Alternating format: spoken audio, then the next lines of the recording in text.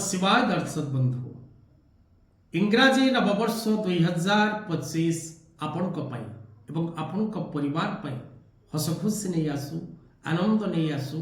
प्रत्येक आशा आपणकर पूर्ण हो प्रत्येक क्षेत्र आपण को सफलता मिलू प्रत्येक कार्य आपण आगक बढ़ु जगत माता कनक दुर्गा आशीर्वाद प्रभु मुक्तेश्वर आशीर्वाद आपण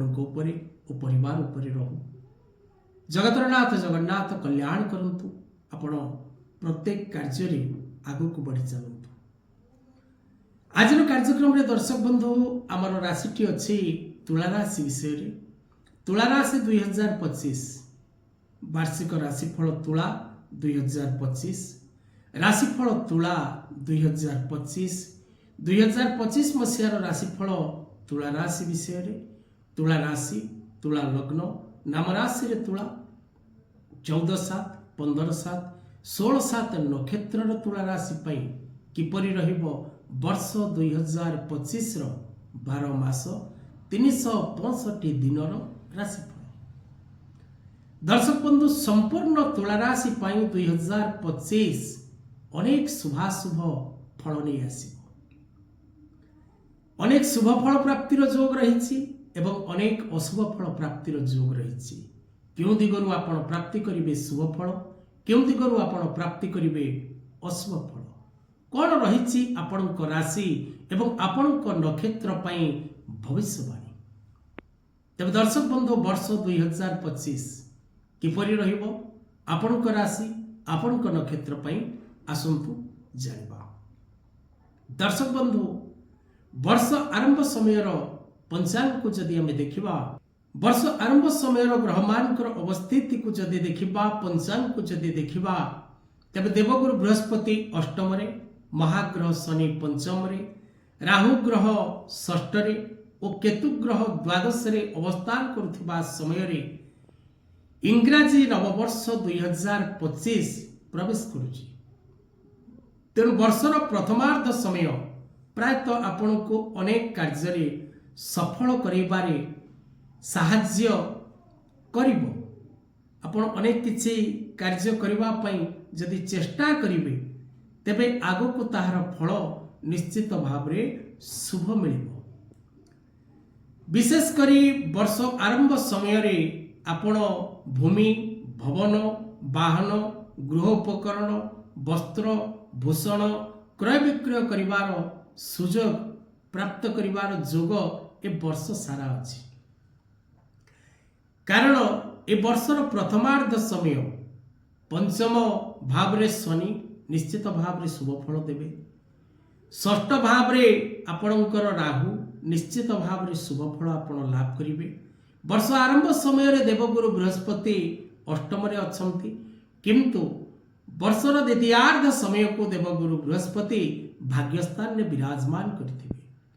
तेणु आम जदि संपूर्ण वर्षटी को तुला राशि देखा एवं 14/7 15/7 16/7 नक्षत्र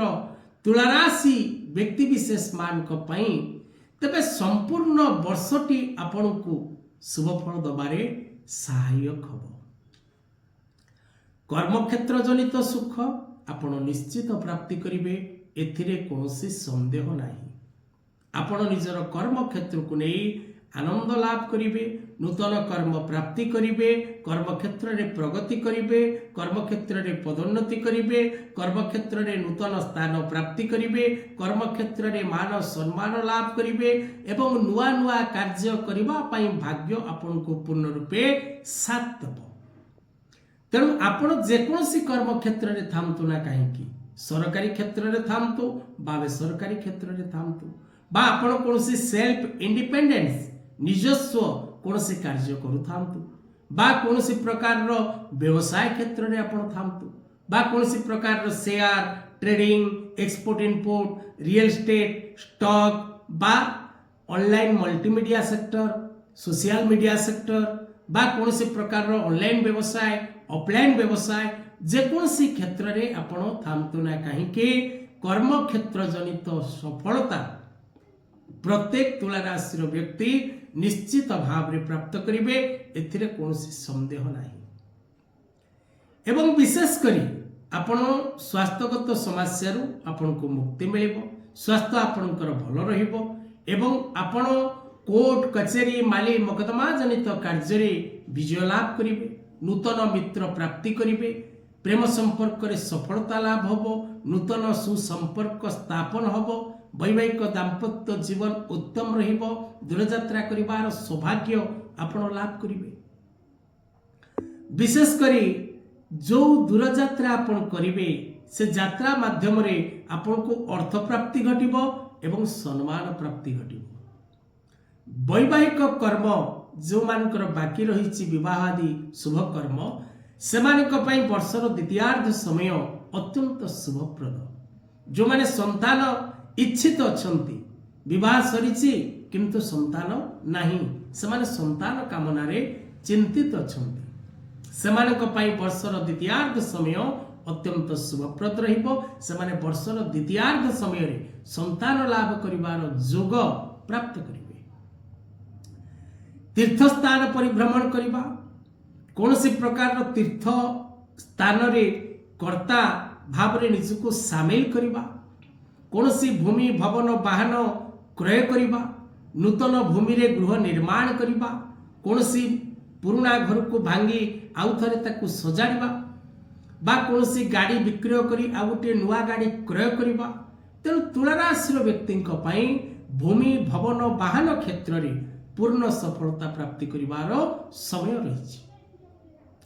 जदि शिक्षा क्षेत्र प्रति आम देखा तेरे शिक्षा क्षेत्र में थिबा प्रत्येक बालक बालिका माने वर्षर प्रथमार्ध समय कन्फ्यूज रहिबे से माने मेंटाली सेट हो पारिबे नहीं जे क्यों सेक्टर रो एजुकेशन तांको पई परफेक्ट बोली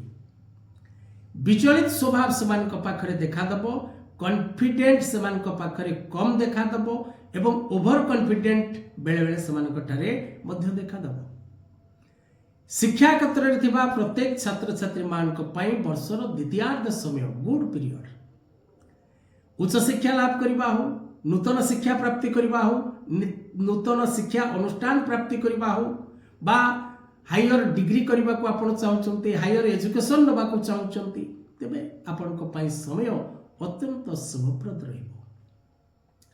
माली मकदमा कोर्ट कचेरी कार्य रे आपण निश्चित भाव रे सफलता प्राप्ति करिवे शत्रु माने निश्चित भाव रे दमन हेबे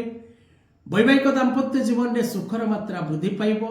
अर्थ आगमन विभिन्न प्रकार रास्ता आपण प्राप्त करिवे एवं आपण जो माने राजनीति क्षेत्र रे अछंती जो माने पॉलिटिकल सेक्टर रे अछंती जो माने मीडिया सेक्टर रे अछंती प्रशासनिक सेक्टर रे अछंती एक्टिंग सेक्टर रे अछंती कौन सी एडमिनिस्ट्रेटिव सेक्टर रे अछंती लॉयर सेक्टर रे अछंती मेडिकल सेक्टर रे अछंती इंजीनियरिंग सेक्टर रे अछंती बा share trade export import real estate business रे आपण अछंती आपण को पई वर्षर द्वितीयार्ध समय धन एवं सम्मान उभय प्रदान करिवार समय रहउछि तेणु वर्षटी को सर्वोत्तम करबा पई आपण प्रत्येक दिन नमः शिवाय मंत्र उच्चारण करंतु प्रत्येक दिन श्री सूक्त श्रवण करंतु बा पठन करंतु महालक्ष्मी अष्टक पठन करंतु बा श्रवण करंतु त्रिशक्ति त्रिदेव ग्रह बाधानाशक यंत्र कवच धारण करंतु ओपेल जेमस्टोन धारण करंतु एवं विशेष करी आपण जदि तुला राशि तुला लग्न नाम राशि तुला बा आपणकर 14/7 15/7 16/7 नक्षत्र तुला तेबे आपण शुक्रवार व्रत रखंतु आपण को पई अत्यंत शुभप्रद रहिबो सदा सर्वदा सफा वस्त्र परिधान करंतु अतर व्यवहार करंतु शरीर को परिष्कार परिच्छन्न रखंतु सोईबा सेज सदा सर्वदा परिष्कार परिच्छन्न रखिबा अत्यंत शुभप्रद आज कथा वस्तु को एठी रखिबा जय जगन्नाथ।